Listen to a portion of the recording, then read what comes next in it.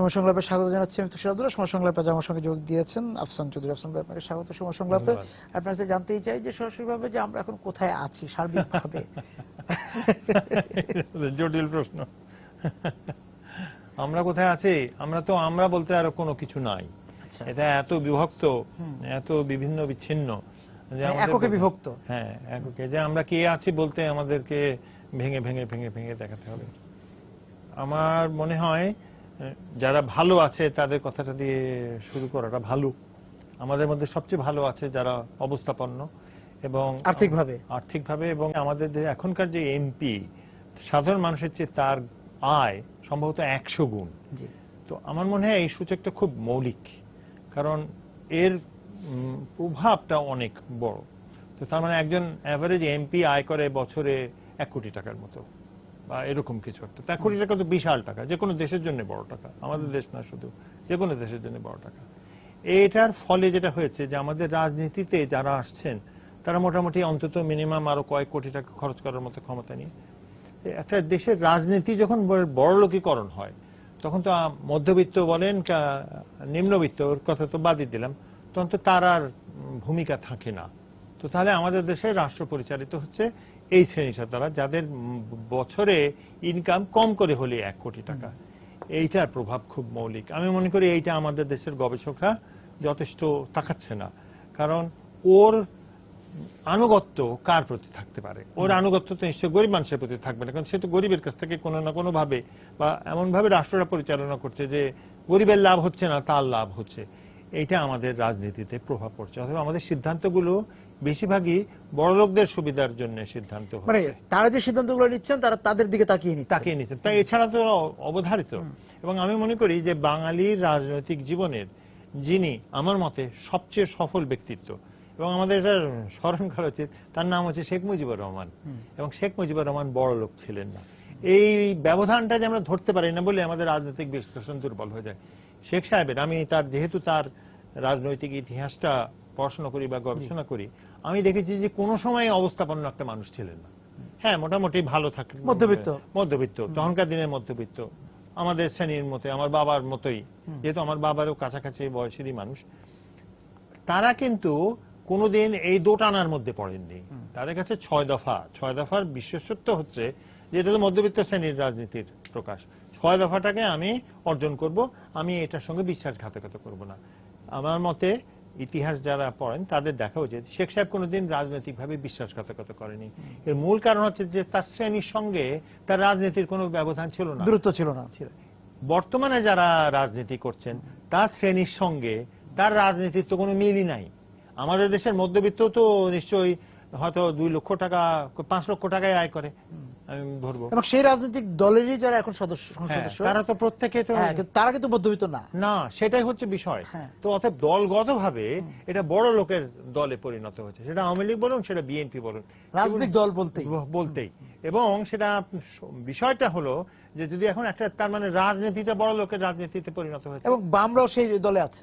বামরা তো অবশ্যই, আমি বামরাদের মতে আর আলোচনায় আনার তো কোনো মানে হয় না, কিন্তু তবুও যদি বলতে চান আপনি, বামরাও তো এর থেকে বাইরে নেই, বামরাও তো সুবিধা নিয়েছে। এবং আমি মনে করি যে বামদের তো 1975-এর পর থেকে বামদের পতন শুরু হয়েছে।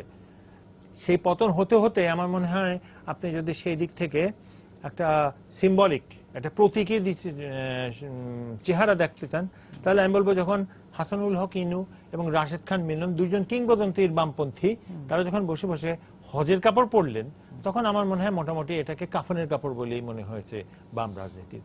বাম রাজনীতিতে যারা আছেন ছোট ছোট টুকরো খুচরা, তারা তো কোনো প্রভাব ফেলছেন না। এমনকি তারা যদি রাজনৈতিক কোনো পরিষদ তৈরিও করেন, সেই পরিষদের যে ভালো দিকটা আছে সেটাও খাবে আওয়ামী লীগ অথবা বিএনপি, খারাপ দিকটাও নেবে আওয়ামী লীগ অথবা বিএনপি। অথবা আমার মনে হয় তাদের কোনো ভূমিকা নেই। তো একটা সমাজ থেকে যদি বড় লোক ছাড়া অন্য কেউ রাজনীতি করার সুযোগই পাবেন না। আপনি যদি আওয়ামী লীগ বা বিএনপি রাজনীতি করেন, আপনাকে তো নির্বাচনে যেতে হবে। তো আপনাকে নির্বাচনে যেতে হলে কত টাকা খরচ করতে হবে আপনি জানেনও না। আমার মনে আছে একটা ঘটনা, আমি তখন ইউনিভার্সিটির ছাত্র, আমি তখন সাংবাদিকতা, আমরা তো সবাই ইউনিভার্সিটি থেকে সাংবাদিকতা করেছি। আমার সঙ্গে দেখা হয়েছিল তাজউদ্দিন আহমেদ সাহেবের সঙ্গে। তো উনি তখন আওয়ামী লীগের মেম্বার না, তো আমাদের ইউনিভার্সিটিতে একটা জায়গায় দেখা হচ্ছে, আমি বললাম যে আপনার কত খরচ হলো 73-এর নির্বাচন। তখন উনি বলছিলেন যে আমার কোনো খরচ হয়নি, আমার তো দল আমার জন্য খরচ করেছে। তো আপনি ভাবতে পারেন 73-এ যদি উনি বলে থাকেন, যদি সত্যি কথা বলে থাকেন যে দল আমার জন্য খরচ করছে, আমি শুধু একটা ভোটার লিস্ট কিনেছি ইত্যাদি। আর আজকে কি পরিমাণ টাকা, আজকে ইউনিয়ন পরিষদ নির্বাচনে, হ্যাঁ ইউনিয়ন পরিষদ নির্বাচনে আমি একজনকে চিনি, তার ভাই নির্বাচিত হয়েছে, আমাদেরকে মিষ্টি খাওয়াবার চেষ্টা করছিল। আমি বললাম যে কত টাকা খরচ করছে আপনার ভাই? 1 কোটি। তাহলে আপনি চিন্তা, আরো বেশিও শুনেছি। আচ্ছা, আপনি তো শুনেছেন আর বেশি। আমি একটা কেস শুনেছি, যদি ইউনিয়ন পরিষদের নির্বাচনে 1 কোটি হয়, তাহলে আপনি ভাবুন আরো উপর দিকে উঠতে থাকুন, পৌরসভা, সিটি কর্পোরেশন, এমপি। তাহলে আপনি বলুন এই যে বড়লোকীকরণটা হয়েছে আমাদের সমাজের, আমাদের দেশের জন্য, এটা হয়েছে উন্নতি বলেন বা নীতির যে জীবনযাপন নীতি, এটার মধ্যে প্রথম ভাগ। যারা এদের বড় লোকদেরকে বড় লোক করেছেন, যারা বড় লোক তৈরি করেছেন, তাদেরকে জবাবদিহিতা না থাকাটা সুবিধা সবচেয়ে বেশি পাচ্ছে বড় লোক। এবং সেই কারণে আমার মনে হয় আমাদের রাজনীতিতে যদি তারা থাকেন, খুব ভালো আছেন, তাদের কারো কাছে প্রশ্ন করতে হয় না, উত্তর দিতে হয় না, কারো কিছুই বলতে হয় না, আমরা জানিও না তাদের কত পয়সা। আমি টরন্টোতে একসময় থাকতাম, আমি ওখানে একটা হাস্যকর পরিস্থিতি ছিল, আমরা ছিলাম খুব গরিব অবস্থার মানুষ, আর ওরা লোকজন হাসাহাসি করতে বলে তোমার দেশের বড় লোকরা এসে টরন্টো শহরের সবচেয়ে বড় লোক জায়গায় বাড়ি কেনে এবং তারা কাজের লোক রাখে। এটা একটা অবিশ্বাস্য, অত বড় লোকরা কিন্তু কাজের লোক রাখে না, ওনারা কাজের লোক রাখতেন। তো আমার মতে এইটাই হচ্ছে বড় সংকট। মধ্যবিত্ত তার অবস্থান হারিয়ে ফেলেছে। এবং একটা জিনিস খেয়াল করুন, আজকে যতগুলো সংকট তৈরি হচ্ছে এর কারণ হচ্ছে মধ্যবিত্তরা রাজনীতিতে নাই বলে। মধ্যবিত্ত তো ঢুকতেই পারছে না। প্রায় বিলুপ্ত প্রজাতি বা মানে শ্রেণী যদি বলি যে আমরা, সেই জায়গাটায় পৌঁছে গিয়েছে। পরিণতিটা কি তাহলে মধ্যবিত্ত বিভিন্ন জায়গায় মধ্যবিত্তের যে প্রভাব বা প্রভাবহীনতার বিষয়টা খুব মৌলিক। মধ্যবিত্ত কোন সংস্কৃতি তৈরি করছে? আজকে যে মধ্যবিত্ত, ধরা যাক যে সে ইউনিভার্সিটিতে পড়ছে, পাবলিক ইউনিভার্সিটি হোক, প্রাইভেট ইউনিভার্সিটি হোক, আমরা মধ্যবিত্ত শ্রেণী থেকে এসেছি। আমাদের যে রাজনীতি, আমরা 69 সালে ম্যাট্রিক পাস করেছি। আমরা যখন ঢাকা কলেজে পড়তে আসছি এবং সেখানে শেখ কামাল অর্থাৎ শেখ সাহেবের ছেলে, আমার 2 বছর সিনিয়র স্কুলে এবং কলেজে, সে বিশাল একটা প্রথা, মধ্যবিত্ত। ঢাকা কলেজের যে শ্রেষ্ঠ শ্রেষ্ঠ ছাত্ররা যারা ছিল প্রত্যেকেই মধ্যবিত্ত, ওখানে কোনো বড় লোক খুঁজে পাওয়া যাবে না, কারণ গোটা সমাজটাই ছিল মধ্যবিত্ত সমাজ। তো সেই মধ্যবিত্ত সমাজের ফলে যেটা হয়েছে, আমরা মোটামুটি সবাই এক মানসিকতা, এক ভাবনা থেকে এসেছি। ওখানে পলিটিক্স করতো না, আমরা তো সবাই মোটামুটি ভালো ছাত্র বলতে যেটা বোঝায়, পলিটিক্স করতো না এমন পাওয়া যাবে না। এবং যে কারণে মুক্তিযুদ্ধের সময় এত কেন ছাত্ররা গেছে, এর কারণ হচ্ছে তার ভাবনা চিন্তা তো একই জিনিস ছিল, যে হ্যাঁ আমি যুদ্ধে যাব, এইটা তৈরি হয়েছে। তো সে হচ্ছিল প্রধান শ্রেণী। শ্রেণী পরিবর্তন শুরু হলো 71 সালের পরে, তখন মধ্যবিত্তের একটি অংশ হঠাৎ করে ক্ষমতাটা পেল, এবং ক্ষমতাটা পাওয়ার পরে নেতাই পাক বা যেই পাক, তার বড় লোক হওয়া শুরু করলো। কিছুদিনের মধ্যে কিন্তু আমাদের মধ্যে, বন্ধু বান্ধবদের মধ্যে কয়েকজন আর ছাত্র থাকলো না, তারা এই ফার্স্ট ইয়ার সেকেন্ড ইয়ার থেকে ব্যবসায় চলে গেল। এই পরিবর্তনটা ক্রমেই হয়েছে। এখন ঠিকাদারি ব্যবসা দিয়ে শুরু হলো, ঠিকাদারি ব্যবসা দিয়ে শুরু হলো, বিভিন্ন রকম ব্যবসা। আমি অনেক অন্তত আমার ঠিকাদারি, ডিলার, হ্যাঁ, এবং ইম্পোর্ট এক্সপোর্ট, এখন যেগুলো বোধহয় এতটা নাই, তখন তো ভুলভাবে ছিল, তখন তো জিনিসের সংকট ছিল। ইন্ডিয়ার সঙ্গে তখন এইসব ইম্পোর্ট করার ব্যবসা, হ্যাঁ ইন্ডেন্টিং তখন শোনাই যায় না। তো এই কারণে যেটা হলো যে তারা কিন্তু আলাদা সংস্কৃতি তৈরি করা শুরু করলো। তার তো অবস্থা ছিল এই হচ্ছিল, আমরা 5 টাকা দামের সংস্কৃতি, তখন আর কোনো মূল্য নেই। তো উইলিয়াম ভ্যান স্যান্ডেল, যিনি বাংলাদেশের উপর অনেক কাজ করছেন, উনি বলছেন যে একটা খুব মৌলিক দেখা যায় যে রোল মডেল কে ছিল। তো আগে ছিল রোল মডেল হচ্ছে কবি, রোল মডেল হচ্ছে যে ছাত্র রাজনীতি করে, রোল মডেল হচ্ছে যে তার সেই পায়জামা পাঞ্জাবি পরা বিপ্লবী। এই রোল মডেলটির বদলে তৈরি হয়ে গেল বড় লোক, যে উঠতি বড় লোক শ্রেণী। এবং এই জন্য 70 দশকটা খুব মৌলিক ক্রান্তিকালীন দশক এটা। এবং 75-76-এর পরেই যাদেরকে আমরা দেখতে একদম সামনে চলে আসছে, তারা হচ্ছে অবস্থাপন্ন। তো মধ্যবিত্তর এখন তো কোনো পরিসর নাই। মধ্যবিত্ত যে কি করবে? আমার স্টুডেন্টরা, আমি এদেরকে মধ্যবিত্ত বলবো? আচ্ছা ধরা গেল এদেরকে আমি বললাম মধ্যবিত্ত, মোটামুটি মধ্যবিত্তই। এদের জীবনে কোনো, আমি বলবো কোনো উদ্দেশ্য নাই। আমি ওদেরকে জিজ্ঞেস করছিলাম, একজন আমার একটা স্টুডেন্ট, সে বলছে যে স্যার আমার বন্ধু বান্ধবরা জাস্ট পাস করছে, একটা জায়গায় গণহারে তাদেরকে 50 জনকে চাকরি দিয়ে নিচ্ছে। তো আমি বলছি যে একসঙ্গে সে বিশাল বাংলাদেশের একটা 5টা বড় কোম্পানির। আচ্ছা আচ্ছা। তো আমি জিজ্ঞেস করলাম যে তোমাদের হঠাৎ করে ওই কোম্পানিতে যাওয়া আসলে কি? তো বলছে যে কোম্পানি বলেছে তোমাদেরকে 5 বছরের মধ্যে তোমাদের 1 লাখ টাকা বেতন হয়ে যাবে। বেতন হয়ে যাবে, তোমাদেরকে ফ্ল্যাট কেনার সুযোগ দেওয়া হবে এবং তোমাদেরকে গাড়ির ব্যবস্থা করে দেওয়া হবে। তো আমি বললাম তারপরে? তো বলে ওর একটা ছেলে, ও আমার সঙ্গে দেখা করতে এসেছিল। আমি বললাম তারপরে? ছেলেটা যেই কথাটা উত্তর দিচ্ছে সেটা হচ্ছে যে এর বাইরে তো আর জীবনে আমি কিছু চাই না, শেষ। তো আমার কাছে, আমি তখন বলতে যাচ্ছিলাম যে তাহলে কি এটা তো স্বপ্ন ভঙ্গের কোনো সুযোগ নাই ওর, না, ওর স্বপ্নটাই যে এত সীমিত, ওটা তো ভাঙবে না কোনোদিন, ভাঙবে কথা থেকে। আমরা, আমার যখন প্রজন্ম বাড়ছে, আমরা যেখানে স্বাধীন দেশের কথা স্বপ্ন দেখছি, ও স্বপ্ন দেখছি একটা ফ্ল্যাটের, একটা গাড়ির, এটা 1 লাখ টাকা বেতনের। তাহলে আমার মনে হয় এইটা আমরা যদি বলি যে আপনি যদি একবারে চূড়ান্ত চরম পর্যায়ে যদি খুব বড় লোক দেখেন, যে স্বপ্ন দেখে কি আল্লাহ জানে, সে 100,000 কোটি টাকা ইনকাম করবে, এরকম কিছু, 100 বাড়ি থাকবে, 50টা গাড়ি থাকবে, তার শেষের দিকে খুচরা হিসেবে সে অবস্থান করবে। তার জীবনটা এই 3-4টা বিষয়ের মধ্যে, ছুটিতে ব্যাংকক যাব এবং ফেরত আসবো, কি জানি রিসোর্টে যাব, ইত্যাদি ইত্যাদি। লক্ষ্য যেহেতু যেখানে মানে সীমিত হয়ে আসে, বা সেখানে একটা প্রাচীর তুলে দেয় যে ভোগের পর আর কিছু নেই, কিছু নেই, এবং ও ভাবতেও পাচ্ছে না। তা আমি বললাম যে তুমি জীবনে আর কি চাও? ও এই প্রশ্ন নিজেকে কোনোদিন করেনি। এ পুরো গোষ্ঠী ধরে তারা এই যে তৈরি হচ্ছে, তো তার মানে ইউনিভার্সিটি থেকে নিয়ে নিচ্ছে তাদেরকে যাদের স্বপ্ন দেখার কথা, আর ইউনিভার্সিটিতেও তারা কোনো স্বপ্ন দেখছে না। তো এই যে আমি বা বিশ্ববিদ্যালয় স্বপ্ন দেখাচ্ছেও না। ইউনিভার্সিটি কি বলছে, বিশ্ববিদ্যালয়গুলো তাকে বলছে যে ভালো পাবলিক, হ্যাঁ ভালো এক্সিকিউটিভ হওয়া। পাবলিক ইউনিভার্সিটি কি বলছে, তুমি যদি দলবাজি করো তোমার সুবিধা আছে। আমাকে একজন বলছিল যে দলীয় কি করে শিক্ষকরা দলীয় হয়, শিক্ষকরা দলীয় হয় কারণ নেওয়াই হচ্ছে যে দলীয় লোক, এক। দ্বিতীয়ত শিক্ষক হতে গেলে ওকে দল করতে হবে। তো তখন ও ভাবছে কি যে আমার ইউনিভার্সিটিতে শিক্ষক হওয়াটা আমার উদ্দেশ্য, তাহলে আমাকে যদি দল করতে হয় আমি দল করব। তো তাহলে আপনি এই প্রক্রিয়াটা এত গভীরে চলে গেছে যে এই মধ্যবিত্ত এখন আর কারো জন্যই কোনো সমস্যার কারণ না। কারণ মধ্যবিত্ত তো চায় গাড়ি, বাড়ি আর একটু থাকা। এটা পাবলিক প্রাইভেট দুই বিশ্ববিদ্যালয়, দুই জায়গা থেকে। আমাকে একটা ছেলে বলছে যে ও গভর্নমেন্টের একটা চাকরি করবে। আমি চাকরিতে কত বেতন পাবে? 15-20 হাজার টাকা। আমি বললাম দেখো তোমাদের যে একজন খুব উচ্চ সরকারি কর্মচারী, উনি বলেছেন যে ভালো থাকতে পারবে না, খেয়ে পরে বাঁচতে পারবে। তুমি 15-20 হাজার টাকা দিয়ে শুরু করে থাকতে পারবে? বললেন না। তো আমি যে না, তাহলে কি করবা? তো বলে সবাই যা করে তাই করবে। আমি তার মানে তো ঘুষ খাবা, তুমি ঘুষ খাবা?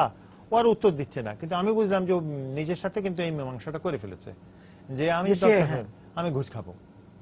আমি মেয়ে কি করে, মেয়ের বাবা কি করে জিজ্ঞেস করেছি, বলছে যে কাস্টমসে কাজ করে এবং আমার ছেলেও কাস্টমসে আছে। ঠিক আছে, আর কোনো সমস্যা নেই, আর কোনো সমস্যা নেই। তো তাহলে আপনি যদি এখন তৈরি করছেন যে মধ্যবিত্ত, এটা বড় লোক না, এটা মধ্যবিত্ত যেখানে পলাতক অবস্থায় আছে বা খুব বিপজ্জনক জায়গায় আছে, তার টিকে থাকা বা অসহায় অবস্থা যেভাবে বলি না কেন, সেই জায়গা তো আমাদের সংস্কৃতি নৈতিকতা সেগুলো পলাতক এবং সংস্কৃতি নৈতিকতা যেখানে আশ্রয় পেত সেই মধ্যবিত্তই যদি বিলুপ্ত হয়ে যায়। কারণ আমরা অনেক সমাজে দেখেছি, অনেক রাষ্ট্রে দেখছি যে মধ্যবিত্তটা মাঝখান থেকে হারিয়ে গিয়েছে। পুঁজি, ভোগ এগুলি যখন আসলো তখন একদম উচ্চবিত্ত আর একদম বিত্তহীন বা নিম্নবিত্ত, মাঝখানে মধ্যবিত্ত অনেক সমাজ থেকে চলে যাচ্ছে। তা আমরাও যেহেতু পুঁজির, আপনি যেটা বলছেন যে পুঁজিমুখী, ভোগমুখী, সেখানে সেই জায়গাতে নৈতিকতা, সংস্কৃতি কোথায় থাকবে, সাংস্কৃতিক চর্চা? আমার যেটা মনে হয় সংস্কৃতি চর্চা সবচেয়ে ভালো হয় যখন সমাজের মধ্যে বিদ্রোহী ভাবটা থাকে। আমার সমাজে বিদ্রোহী ভাবটা নেই। এবং আমার 69-এর আন্দোলন বা 66 দেখেন, আপনি যদি 60-এর দশকটা দেখেন, এটা কিন্তু এই সবচেয়ে বেশি শক্তি সঞ্চয় করেছে রাজনীতি। যে আমাদের রাজনীতি করব, এটা আমার সংস্কৃতি, আমি নিজেকে পরিচিত করছি, আমি নিজেকে বলছি যে কে আমি দেখো, আমি গান গাই, আমি কবিতা লিখি, আমি ছবি আঁকি, আমি মিছিল করি, আমি আন্দোলন করি, এই তো আমি। তো বর্তমানে যে মধ্যবিত্ত, সে যদি নিজের পরিচিতিটা মানুষের সামনে তুলে দেয়, ও কি বলবে? ও তো কোনো কিছু করে না, করার সুযোগ আছে কিনা আমি বলতে পারবো না, কিন্তু আমি তো দেখতে পাই না ও করতে চায়। করতে গেলেও ওর জন্য অসুবিধা। ও হিসাব করে দেখে যাচ্ছে এটা করে কি আমার লাভ হবে, এটা করে। এবং আমি দেখেছি যে আমার ইউনিভার্সিটির কিছু ছেলে মেয়ে হয়তো আমার সঙ্গে আসে কথা বলতে, তার মানে তোমাদের তাহলে করো, তুমি স্যার পয়সা দেবে কি? তাহলে প্রথমেই পয়সার কথাটা কেন জিজ্ঞাসা করছো? না স্যার, তাহলে আমরা করবো কেন? তো এই যে এই সংযুক্ত বিনিময়ে আমি কি পাচ্ছি? বিনিময়ে আমি কি পাচ্ছি? সংযুক্তকরণটা কেন, কোথা থেকে শিখছে? শিখছে ও সমাজ থেকে শিখছে। এই সমাজে কেউ কিছু প্রাপ্তিযোগের হিসাব ছাড়া কিছু জানে না। হ্যাঁ, আর প্রাপ্তি। আর ওর উদ্দেশ্য যেহেতু টাকা বানানো, এবং কতটা টাকা বানাতে চায় তাও না। এবং ওরা কেন আমাদের প্রত্যেকটা প্রাইভেট ইউনিভার্সিটিতে বিশাল বিশাল অংশটা হচ্ছে এমবিএ, কারণ সবাই চায় চাকরি করতে, কিন্তু তার সাথে সাথে তাকে আর কোনো শেখানো হচ্ছে না। পাবলিক প্রাইভেট প্রত্যেকেই চাকরি। এই জন্য আমি বলি যে তোমাদের প্রাইভেট ইউনিভার্সিটির ছেলে মেয়েদেরকে কেন সরকার পাত্তা দেবে? তোমরা রাজনীতিই করো না। তোমরা রাজনীতি যতক্ষণ না করবে ছাত্র ছাত্রী হিসেবে, তোমাদেরকে পরীক্ষাতেও পাশ করাবে না, তোমাদেরকে সুযোগটাও দেবে না। অতএব রাজনীতি করো, রাজনীতি করলে তোমাদের চান্স। পরীক্ষাতে বলতে হচ্ছে যে সরকারের বিশেষ পরীক্ষা। হ্যাঁ, সরকারের বিশেষ পরীক্ষা। এবং সরকারের বিশেষ ব্যাপারে সরকারি কর্মকর্তারাই বলেছেন, তোমরা যদি দলের লোক হও, আমরা তোমাদের দিকে একটু সুনজরে দেখব, আমি তোমাদের দেখব।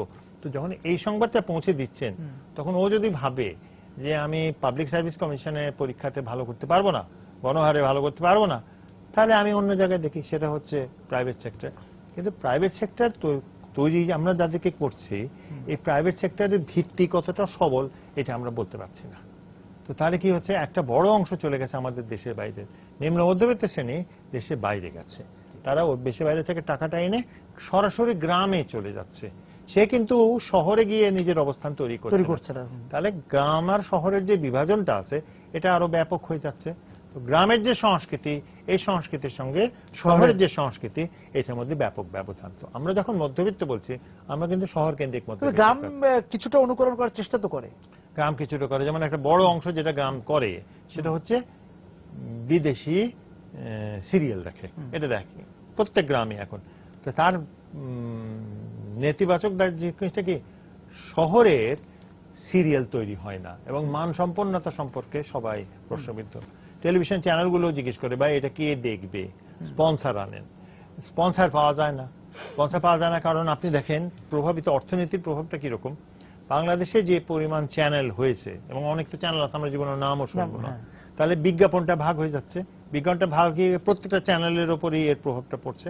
তার ফলে চ্যানেলটা যারা করেছিল, যারা অবস্থাপন্ন মানুষ যারা চ্যানেলটা করেছিল, তারা এটাকে তো করেছে নিজেদের অবস্থা টিকিয়ে রাখার জন্য। প্রাইভেট চ্যানেল হিসেবে প্রাইভেট চ্যানেল করছে, সে সেটা টিকিয়ে রাখতে পারছে না।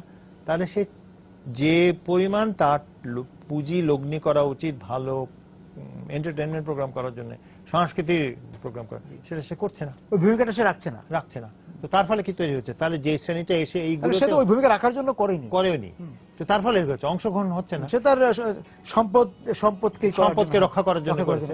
তো সম্পদকে রক্ষা করার জন্য যে কেউ যদি চ্যানেল বানায়, তাহলে তো আমরা আশা করতে পারি না যে সংস্কৃতির অবস্থার একটা বড় ভূমিকা রাখবে। এর ফলে তৈরি হচ্ছে আমাদের সম্পূর্ণরূপে বাজারমুখী। বাজারে আমি খুব বিশ্বাস করি, কিন্তু বাজার মানেই যে কেবলমাত্র নিম্নমানের প্রোগ্রাম যেটা কেউ দেখতে চায় না, সেটা বাজার না। ভালো পণ্যের বাজার, ভালো পণ্যের বাজার, সেইটা দুর্ভাগ্যবশত আমাদের দেশে দেখা যাচ্ছে না। অর্থাৎ আপনি মধ্যবিত্ত যে সংস্কৃতি বানানো যদি হয়, সে কই যাবে আমি বলতে পারছি না, কারণ আমার তো জীবনে এই সংকট আসেনি। ছাড় দিতে ত্যাগ জিনিসটা না পারা বা ছাড় দিয়ে না শেখা, সেটা শেখাচ্ছি না আমরা। তো আমরা ওকে বলছি তোমাকে ভালো হতে হবে, তোমাকে গাড়ি হতে হবে। তো যেই ছেলেগুলো 20-30 জন আজকে ওই জায়গায় যাচ্ছে, ও কি জীবনে কোনো কিছুতে ছাড় দিয়েছে? ও তো কোনোদিন ছিল। আর ছাড় বা ত্যাগ যেটাই হোক, সেটা আবার বৃহত্তর কিছুর জন্য না, ব্যক্তির জন্য দেয়া, সেটাই শিখছে। সেটাকে ত্যাগ শিখছে। সেটা তো সে এসে বলছে না যে আমার চেয়ে আমার থেকে আমি বাইরে যাব, আমার জীবনের বড় জিনিসটায় আমি অংশগ্রহণ করব। ও জীবনে বড় জিনিস নাই। আমার রাজনীতি যখন দুর্বল হয়ে যায়, তখন জীবন থেকে বড় জিনিসও বিলুপ্ত হয়। এবং সে যে রাজনীতি দুর্বল দেখে কি আবার গণমাধ্যম কেউ সেই পর্যায়ে রাখবেন? গণমাধ্যম কি তার ভূমিকাটা কতটুকু রাখতে পারছে? গণমাধ্যমে আপনি গণমাধ্যমের মানুষ দেখে বলছি, তাই আমি এটা মানে মধ্যবিত্ত কিংবা ভোগ দখল রাজনীতি সব আলোচনাটাই 71, 72, 69 থেকে মানে নিয়ে আসেন বিষয়টা উদাহরণ হিসাবে। সেই জায়গা থেকেও যদি শুরু করেন গণমাধ্যম নিয়ে, আমাদের উত্তরণটা আমরা এখন কোথায় আছি, যেহেতু আমরা শুরুতে বলেছিলাম যে কোথায় আছি। আমার মনে হয় লোকজন আমাকে একটু মাঝে মধ্যে সমালোচনা করে যে আমি গণমাধ্যম পন্থী, কিন্তু আমি মনে করি যে আমাদের যতগুলো অর্জনের জায়গা আছে, তার মধ্যে একটা বড় অর্জনের জায়গা হচ্ছে গণমাধ্যম। এর কারণটা কি, এক হচ্ছে যে আমি মনে করি আমাদের কম অর্জনের জায়গা, যেহেতু ওই জগতেও আমি চলাফেরা করেছি, সেটা হচ্ছে গবেষণার জায়গাটা। আমরা গবেষণা করছি না এবং আমাদের গবেষণা মানসম্পন্ন হচ্ছে না, যথেষ্ট হচ্ছে না। এটা গবেষণা বলতে যা বোঝা সেখানে আমরা নাই। সেটা নাই। কেন নাই? যে এটা হচ্ছে যে আমরা চর্চাটা যে কোনো গবেষণা করতে গেলে তার তো একটা প্রতিবন্ধকতা লাগে, এটা থিওরিটিক্যাল ভাষায় প্রতিবন্ধক, যে আমার কাছে চ্যালেঞ্জটা আছে, এটাকে আমি অতিক্রম করলে তাহলেই তো গবেষণা হয়ে যাবে। আমাদের দেশের অনেক ক্ষেত্রে, বিশেষ করে আমি যেসব বিষয় নিয়ে গবেষণা করি, ওখানে মনে হয় পুনর্গঠনটাই হয়ে গেছে সুবিধাজনক, অর্থাৎ সে প্রাপ্তির কথা চিন্তা করে গবেষণাটা প্রভাবিত হয়েছে, বা ভয়ের কথা চিন্তা করে গবেষণাটা প্রভাবিত হয়েছে। কিন্তু গণমাধ্যমের মানুষ, গণমাধ্যম এমনই একটা পেশা যে ওকে চ্যালেঞ্জ করতেই হবে। আপনি যদি দেখেন আজকে যারা সমাজে ক্ষমতাবান, তারা প্রত্যেকে কিন্তু একটা শক্তিকেই মনে করে যে এটা খারাপ, এটা আমার অসুবিধা করবে, এটা আমার জন্য একটা প্রবলেম করবে, এটা ভয় পায়, দুশ্চিন্তিত, ব্যাটা গালি দেয়, সময় করে। সেটা হচ্ছে গণমাধ্যম। হাজারটা দুর্বলতা সত্ত্বেও বাংলাদেশের অবস্থাপন্ন ক্ষমতাপন্ন মানুষ গণমাধ্যম ছাড়া আর কাউকে পাত্তা দেয় না। এটা কি করে সম্ভব হচ্ছে? গণমাধ্যমের কাঠামোটাই এমন, যদি আপনি বাজারে টিকে থাকতে চান তাহলে আপনাকে চ্যালেঞ্জ করতে হবে। সে কারণে গণমাধ্যমের উপরে একটা বিরাট একটা জিনিস, গণমাধ্যমের সুযোগ, আমি শুধু বলবো না, এটা কাঠামোগত সুযোগ। গণমাধ্যম হিসেবে টিকে থাকতে চাইলে তাকে চ্যালেঞ্জ করতেই হবে, এবং সেই চ্যালেঞ্জের কারণে সে অন্য সমাজের অন্য যেসব পরিসরগুলো আছে সেটা থেকে সফল। আমরা যেটা লক্ষ্য করছি সেটা হচ্ছে যে আমাদের ইতিহাসে আপনি দেখবেন যে গণমাধ্যমের ভূমিকা হচ্ছে রাজনীতিতে খুব মৌলিক। রাজনীতিকে তারা সামনে নিয়ে এসছে, এবং সেটা যদি আপনার 60-এর গণমাধ্যম যদি দেখেন, হয়তো অনেক ক্ষেত্রে আমি বলবো যে সেই গণমাধ্যম প্রায় রাজনীতির গণমাধ্যম, এটাকে আমি পছন্দ করি না, কিন্তু তারা প্রশ্নগুলো মুখপাত্রের মতো, হ্যাঁ, তারা কিন্তু ঐতিহাসিক ভাবে সেই জায়গাটায় পৌঁছাতে পেরেছিলেন। 71-এ গণমাধ্যম তো আর ছিল না, তারা যুদ্ধের অংশ হয়ে গিয়েছিল। পরবর্তীতে তারা উঠে দাঁড়াতে চেষ্টা করেছে, এবং যতদিন পর্যন্ত প্রিন্ট মিডিয়া ছিল তাদের কিন্তু অবস্থান কিছুটা হলো এটা কনফিউশনের মধ্যে ছিল, যে কি করব কি করব না, কতটা করব কতটা। আমরা তো একেবারে সেন্সারের যুগ দিয়ে পার হয়েছি, কিন্তু পরিবর্তনটা আসা শুরু হলো ইলেকট্রনিক মিডিয়া দিয়ে। ইলেকট্রনিক মিডিয়া খুব মৌলিক ভাবে, কারণ ইলেকট্রনিক মিডিয়া কিছু করতে হয় না, ওকে দেখালেই যথেষ্ট। সেই কারণে আজকে প্রিন্ট মিডিয়ার অবস্থা অনেক দুর্বল, সেই দিক থেকে ইলেকট্রনিক মিডিয়ার অবস্থা অনেক ভালো। তো এই যারা প্রিন্ট মিডিয়ার সঙ্গে ইলেকট্রনিক মিডিয়ার সঙ্গে আছে তারা কিন্তু অনেক সবল। এবং অন্য দ্বিতীয় সেটা হচ্ছে যে আপনি যদি এই মধ্যবিত্ত শ্রেণীকেই যদি দেখেন, এই মধ্যবিত্ত শ্রেণী তার কিছুটা হলো মধ্যবিত্ত অবস্থানটা রক্ষা করার সুযোগ পাচ্ছে গণমাধ্যমের মাধ্যমে। গণমাধ্যমে তার খোঁজ খবর রাখছে, এবং গণমাধ্যমের কর্মী যারা আছে তারা কিন্তু প্রবলভাবে মধ্যবিত্ত শ্রেণী। সে কিন্তু অবস্থাপন্ন হবে না কোনোদিন, হয়তো 2-5 জন ওপরের দিকে হয়তো হবে। অতএব মধ্যবিত্তর শেষ জায়গা হয়ে দাঁড়িয়েছে গণমাধ্যম, এবং সে যেমন মধ্যবিত্তের ভাবনাটাকে সে তুলে ধরছে, মধ্যবিত্তের মানুষকেও সে কিছুটা হলো জায়গাটা আশ্রয় দিচ্ছে। আজকে এই যে কথাটা যে আমাদের দেশের এমপিরা 100 গুণ বেশি আয় করে সাধারণ মানুষের থেকে, এটা তো গণমাধ্যম ছাড়া অন্য কেউ বলেনি, গণমাধ্যম বলেছে। আর তো রাজনীতিবিদরা বলেনি। এবং রাজনীতির যে ভুলগুলি হয় সেটা তো গণমাধ্যমে একমাত্র বলে, আর তো কেউ বলে না।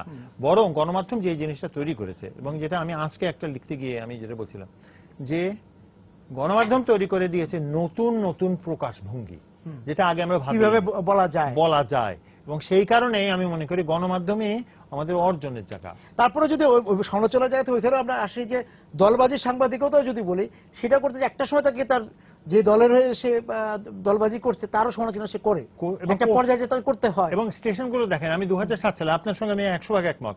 আমি 2007 সালে আমি বলছিলাম যে বাজার ক্রমে এই গণমাধ্যমগুলোকে, ইলেকট্রনিক গণমাধ্যমকে প্রবেশ করছে। এইটা যদি হয় তাহলে একটা দল, একটা স্টেশন যদি কেবলমাত্র আওয়ামী লীগের খবর দেয়, ওটা দেখা বন্ধ করে দেবে।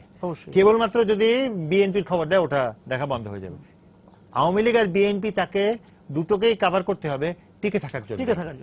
অতএব সেই কারণে গণমাধ্যম সবচেয়ে সবল অবস্থায় রয়েছে এই সমস্ত, এবং তার পক্ষে কোনো পক্ষকে ত্যাগ করা সম্ভব না, কোনো পক্ষকে ত্যাগ করা সম্ভব না, তাকে খবরের জন্য প্রয়োজন হয়। অতএব এই জন্য আমি বলছি যে খবরের জন্য তাকে বিশ্বাসযোগ্যতার, হ্যাঁ সেটা আমি বলছি, আমি সে তো তার অডিয়েন্স একটা, সেটা ভান হোক আর যাই হোক না, এটা ভান হোক আর যাই হোক। আমাকে মাঝে মাঝে, যেহেতু আমি টেলিভিশনে প্রোগ্রাম করি, লোকজনের ও কোন জায়গায় আমাকে দেখে, ও তো গণমাধ্যমেই আমাকে দেখতে পায়, ও এসে আমাকে বলে আপনি এইটা বলেন না কেন, আপনি, তার মানে আমি যে কেবলমাত্র এরকম জায়গায় আসছি, বা সে তো আমার লেখা পড়ছে না, গণমাধ্যম টেলিভিশন জনগণ মনেই করে তার কথা তার প্রতিনিধিত্ব করছে গণমাধ্যম। এইটা গণমাধ্যমে। আর কোন জায়গায় হচ্ছে? আমাদের দেশে পার্লামেন্ট নাই, আমরা জানিও না একটা বিচার কবে হবে, 10 বছরে হবে না 20 বছরে হবে। আমাদের এক্সিকিউটিভ কাছে আমাদের যাওয়ারও সাহস নাই, কেবলমাত্র গণমাধ্যমের কাছে যাওয়ার সুযোগ আছে। এবং এই জন্য আমি মনে করি গণমাধ্যমের যে সামাজিক ভূমিকা, এটা আমরা অনেক ছোট করেছি। যেহেতু আমরা সবাই মিলে গালি দিই গণমাধ্যমকে, সেজন্য আমরা খেয়ালই করছি না যে গণমাধ্যম সেখানে আমরা যেখানে শুরু করেছিলাম যে কোথায় আছি, সেটা গণমাধ্যম গণমাধ্যমে এই নিরিখ হিসেবে গণমাধ্যম হচ্ছে সে আয়না, যে আমরা কোথায় আছি গণমাধ্যমের দিকে তাকাতে হবে। গণমাধ্যমে থাকে, এবং গণমাধ্যমে একমাত্র এখনো কিছুটা হলেও মানুষের অধিকারের পক্ষে কথা বলতে পারছে। এবং এই জন্য আমি মনে করি যে গণমাধ্যম আমাদের অর্জন। এবং এখন যে অনলাইনকে লোকে গালি দেয়, আমি মনে করি অনলাইন তো জঘন্য জঘন্য জিনিস হয়, সেটা আছে, কিন্তু অনলাইনটা হচ্ছে সাধারণ মানুষের লাইন, এবং এটাকে সবল করা উচিত, এটাকে করা উচিত। এটার মধ্যে রেগুলেশন হয় নাই, হ্যাঁ, কিন্তু আপনি এদেরকে বাদ দিতে পারবেন না। সুযোগ নেই। ফেসবুককে যেমন আমরা সামাজিক গণমাধ্যমকে আমরা স্বীকার করে নিয়েছি যে আচ্ছা ওটা থাকবে, ওটা দিয়ে আমরা পড়ে তো আর সারা দুনিয়ার সম্পর্কে সিদ্ধান্ত নিই না, ওটা আমাদের একটা ইঙ্গিত দেয়, বা আমরা তখন গিয়ে অন্য জায়গায় দেখি। এই জন্যে ফেসবুক, অনলাইন এবং টেলিভিশন, এই তিনটার কনভার্জেন্স হতে বাধ্য। সুতরাং আমরা কোথায় আছি সেটা গণমাধ্যমে বলছে, এবং সেখান থেকেই পূর্বাভাস বার্তা দেওয়ার বিষয় আছে।